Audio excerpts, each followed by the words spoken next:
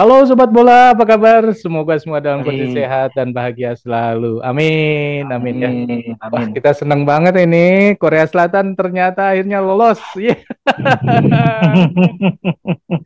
Ini dia, Betul, aduh, gila, gila, waduh, gila. seneng banget Hmm, gue. Walaupun nontonnya terus terang gue tegang loh. Nontonnya itu betul. gue tegang, padahal biasanya ya kalau nggak pengen menang sih biasa kita lihat pertandingan biasa aja. Tapi karena pengen lihat Korea Selatan maju gitu, itu tegang juga kita nontonnya. Iya, Ya. betul, Dan bro. dan setelah laga berakhir 2-1 ya. Itu ternyata kan Uruguay masih belum selesai. Belum. Kalau iya, Betul. jadi itu ada sekitar 45 menit gitu ya. Dan itu jadinya menegangkan. Wah, ini gimana kalau ternyata Uruguay menambah gol ya bahaya. Dan ternyata tidak. Ya, ya memang ini. Pertama kan memang kita punya ekspektasi ya Hmm, terhadap Korea Selatan. Tapi kita juga kemudian kalau menilai dari calon lawannya, yang saya pikir tadinya Portugal akan menurunkan tim lebih banyak pemain cadangan. hmm, Walaupun memang pemain-pemain cadangan itu yang ada beberapa yang diturunkan, tapi ya semacam PP, kemudian Cristiano Ronaldo itu kan tetap masih diturunkan. hmm, Walaupun Bruno Fernandes, Joao Felix itu juga akhirnya sepertinya disimpan. hmm, Tapi kalau kita melihat perimbangan antara kedua tim, di mana Thailand Korea Selatan kan secara matematis memang di bawah kualitas dari Portugal. hmm. Jadi memang ini juga jadi faktor yang bikin tegang ya, karena ada keharusan dari Korea Selatan untuk menang. Betul. Ditambah lagi bahwa hasil yang pertandingan dari Korea Selatan dengan Portugal ini juga masih bergantung dari pertandingan lain gitu loh. Iya benar. Jadi ada dua layar yang kita tonton gitu sebetulnya. Dan itu ketika gol terjadi itu waduh benar-benar di sana gol, di sini gol. Wah, itu seru itu. Betul, betul. Memang ini terlihat sekali ya bahwa lagi-lagi kalau kita bicara masalah mentalitas, memang Korea kan punya mentalitas yang cukup bagus ya. Mhm, Wah, dan itu faktor mentalitas justru bisa menutup dari katakanlah kekurangan-kekurangan di sektor yang lain gitu loh. mhm, Nah, mhm, walaupun kita tahu selama pertandingan itu persentase penguasaan bola dari Korea Selatan sendiri kan jauh juga di bawah Portugal dan mhm. Portugal juga sebetulnya punya banyak peluang dan syukur-syukur bahwa penampilan dari kiper Korea Selatan memang luar biasa, bro. Ya, ya pemain Hmm. belakangnya juga lumayan sih kemarin Betul, malam itu betul. ya. Keren lah Ya, ibaratnya. Ya, betul. saya ingin menyoroti sedikit soal Hmm. eh, Ronaldo. Ya, Apa sebenarnya yang terjadi dengan Ronaldo ini? ya kalau Apakah kita lihat, memang sudah habis? Tapi kayaknya nggak habis juga sih sebenarnya. Karena betul. kalau kelihatan sebenarnya fisik oke, teknis juga masih bagus. Tapi apa sih sebenarnya yang membuat ini kayaknya ada sesuatu yang nggak sesuai dengan harapan. Ya, memang kalau kita pakai ukuran kesiapan fisik dari segi biologis, Mhm, Ronaldo kan pernah waktu itu dia ditransfer dari Real Madrid ke Juventus itu dalam posisi usianya sudah 30, kalau nggak salah 34 tahun ya. mhm, Nah, begitu dia ditransfer kemudian dilakukan cek medis, ternyata hasil dari penilaian secara biologis itu apa yang dimiliki oleh Ronaldo dari segi fisik itu sama dengan seorang pemain di usia 23 tahun gitu loh. Jadi kalau soal itunya sih saya rasa bahwa Ronaldo punya kesiapan fisik yang cukup bagus ya. mhm. Apalagi dia juga seorang pemain yang sangat disiplin dalam mengatur pola hidup. Betul. Nah, cuma di pertandingan ketika melawan Korea, sepertinya Ronaldo itu terbebani oleh ini ya, oleh pikirannya sendiri. Hmm, Karena Ronaldo itu sepertinya ingin membuktikan ya omongan-omongan yang miring mengenai dia setelah dia melakukan wawancara di podcastnya dengan Piers Morgan. mhm, Nah, ini kan artinya dia ingin menjawab ya segala omongan-omongan miring dari mungkin mantan-mantan temannya, mhm, dari orang-orang yang pernah mengenal dia dan mungkin juga dari mantan para rivalnya yang mhm, memang punya subjektivitas terhadap Ronaldo. mhm. Jadi dia berusaha bermain overthinking akhirnya. Hmm. Jadi dia tidak bermain secara lepas dan selalu ada ambisi-ambisi yang ingin segera bisa menyelesaikan peluang. Tapi itu akhirnya kemudian menjadi tidak produktif ya. Karena eh, bermainnya kecenderungannya adalah gegabah gitu loh, Bro. Ya. Wah, ini Ronaldo harus dengerin ini. Ronaldo harus dengerin. Jangan Jadi, overthinking ya, Bro. iya, ya, ya sebenarnya gini ya, Ronaldo itu nggak perlu membuktikan diri itu sudah terbukti kok. Memang Betul. Ronaldo ini pemain kelas tinggi lah, ya, Hmm. pemain hebat gitu. Nggak perlu lagi harus wah membuktikan ini, nggak perlu. Itu udah Hmm. terbukti kok gitu. Sekarang tinggal main lepas aja, having fun gitu ya. Mungkin Iya, akan lebih lebih baik ya daripada dia kemudian ngotot gitu ya, makin ngotot malah tadi betul seperti yang jadi ngawur ya. iya. Karena gini, mungkin juga Ronaldo berpikir selain dia bahwa ada keinginan dia untuk menjawab segala pendapat miring mengenai dia, dia Hmm. juga mulai berpikir ini adalah momentum terakhir dia untuk bisa berprestasi di tingkat dunia. Hmm. Apalagi ini eh, dalam pikirannya dan pikiran kita semua, mungkin ini adalah Piala Dunia terakhirnya Ronaldo gitu loh. Ya, betul. Setelah itu dia mungkin udah tidak berlaga lagi di level yang tinggi ini. Nah, Hmm. jadi itu yang membuat Ronaldo mempunyai ambisi-ambisi yang mungkin kelewat ini ya, kelewat batas. Hmm. Sementara dia jadi bermain terbebani. Ya, Nah, itu yang menjadi Ronaldo bermain juga seperti orang yang ini ya, tidak lepas lah gimana ya permainan yang ya, punya beban seperti itu gitu loh. ya. Hmm. Oke, kita beralih dari Ronaldo ke Korea Selatan, di mana Korea Selatan Iya, mainnya, wah, gila menurut saya sih. Pantang betul. menyerah gitu ya, terus aja dihajar, hajar, hajar, hajar gitu. Wah, ini ada komentar, bro. Ya, ini kita juga salut banget ya dengan Korea Selatan, dengan Jepang, yang sebetulnya juga punya posisi-posisi yang tidak menguntungkan di pertandingan terakhir. Mhm. Tapi mereka bisa membalikan keadaan. Mhm. Artinya lagi-lagi ini membuktikan bahwa determinasi yang tinggi, keinginan kuat untuk menang itu mungkin bisa menutup segala kekurangan yang ada gitu loh. Mhm. Kita Mhm. mencontoh pada Jepang maupun Korea yang persentase pegang bola aja jauh di bawah lawannya, tapi Mhm. bagaimana mereka bisa mengkonversi sebuah serangan menjadi gol itu adalah efektivitas sebetulnya. Mhm. Mhm. Nah, terlihat di gol kedua Korea itu kan melalui skema serangan balik dari Mhm. serangan tunggal seorang Song Hyun Min, kemudian dibantu oleh Hwang Hee-chan dari blind side, begitu dia masuk mendapatkan umpan itu gol itu kan suatu yang Ya, indah. ya, Hampir mirip pada saat Korea Selatan mengalahkan Jerman di betul, 4 tahun yang lalu gitu betul. loh. Ya. Nah, ini jadi terulang lagi bahwa tim-tim kuat Eropa ternyata tidak bisa ini ya menganggap bahwa tim-tim Asia ini di bawah level mereka. Mhm. Karena kalau kita melihat ini ya, tim-tim yang hadir untuk di fase gugur itu kan ada 16. Mhm. Dari 16 tim itu memang Eropa masih menguasai ya. Mhm. Dia mengirimkan 8 negara, 8 tim ya. Berarti Tapi setengahnya dari 16 ya. tengahnya dari 16. Sisanya yang terbesar kedua adalah dari Asia. Ini mungkin Mhm. sejarah ya, Bro. Sejarah bahwa Asia bisa meloloskan 3 tim ke fase gugur. Mhm. Kemudian baru diikuti oleh Amerika Latin. Amerika Latin adalah Brazil dengan Argentina. Mhm. Terus diikuti oleh Afrika. Mhm. Afrika, Senegal dengan Maroko. Dan terakhir dari Amerika Utara ya Amerika Serikat. Jadi Mhm. ini boleh dibilang bahwa ada lonjakan prestasi dari sepak bola Asia, saya Mhm. pikir. Mhm. Nah, ini artinya kan sepertinya membuka mata kita juga ya, Mhm. bahwa eh, kita sebetulnya dari region Asia itu sekarang ini sudah bisa mengangkat kepala sama tinggi dengan negara-negara lain gitu loh, Bro.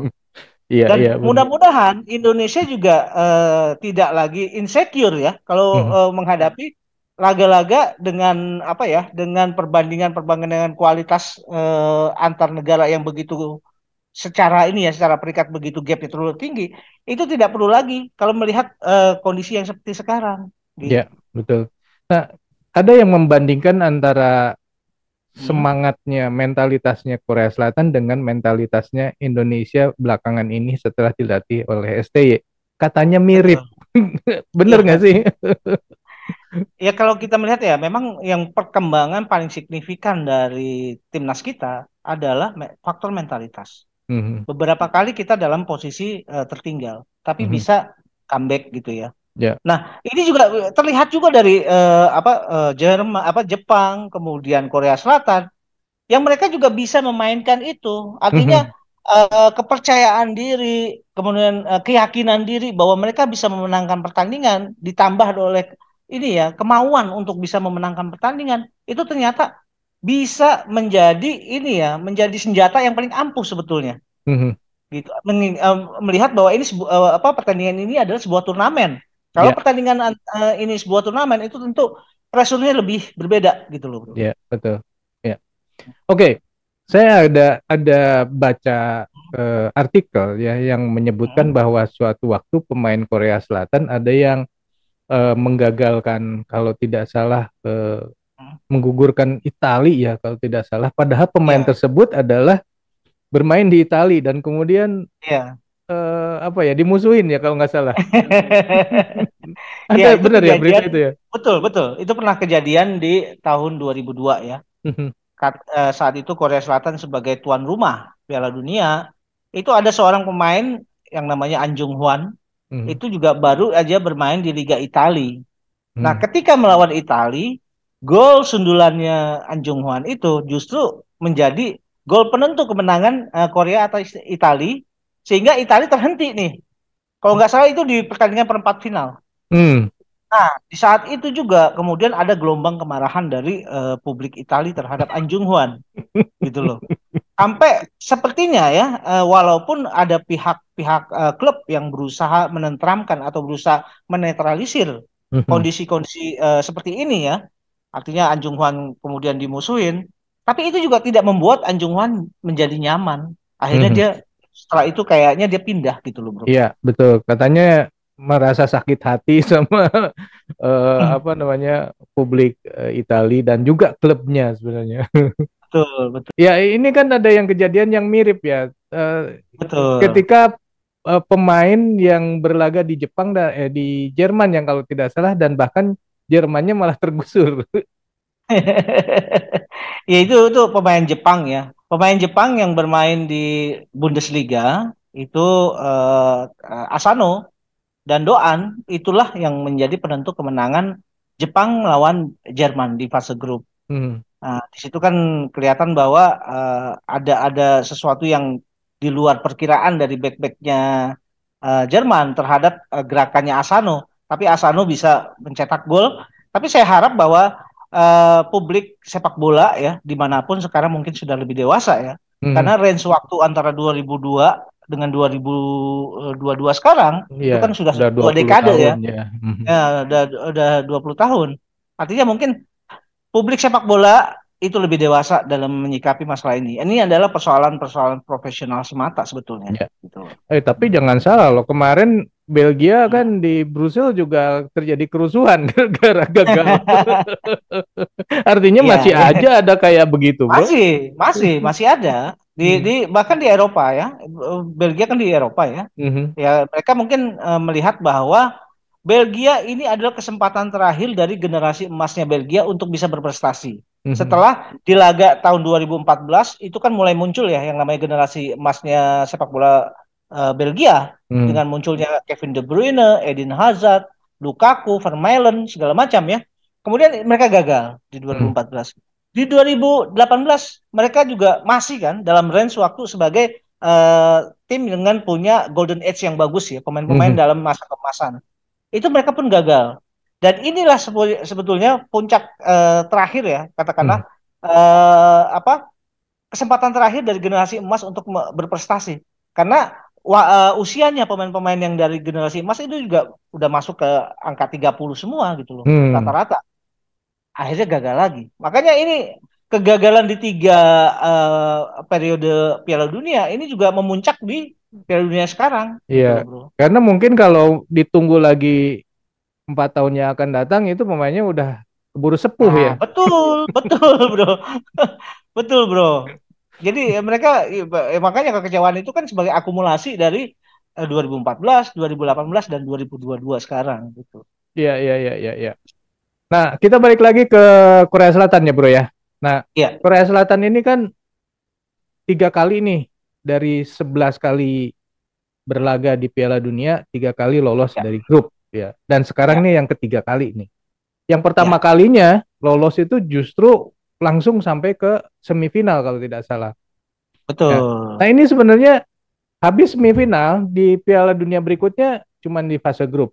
Berikutnya Ya, lagi dia bisa naik ke lolos juga ya, tapi tidak sampai tinggi ya. eh, Nah, terus sekarang ini apa yang sebenarnya yang terjadi sejak sejak 2002 itu sampai sekarang 20 tahun sebenarnya? Ada nggak sih? betul. Kan kalau lihat grafiknya kayaknya udah nanjak banget terus melorot gitu. Ya, betul. Memang kalau kita lihat ya, waktu di 2002 itu kan pertama kali ada sepak bola dilakukan di dua negara ya. Eh, Mhm. apa ini putaran finalnya, Ya. yaitu dilakukan di Jepang dan Korea sebagai Mhm. tuan rumah.